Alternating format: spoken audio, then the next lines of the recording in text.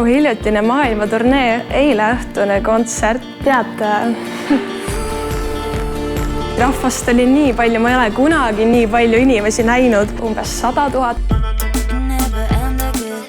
Mu uuel albumil Nublu, veits vanemaid ka seal, Taukarit veits on ja enda lugu olen teinud mingi veits üle 200. Number 1 neist on olnud 101. See kõik sai alguse ühest väiksest konkursist. Nagu väike laul suurele lavale.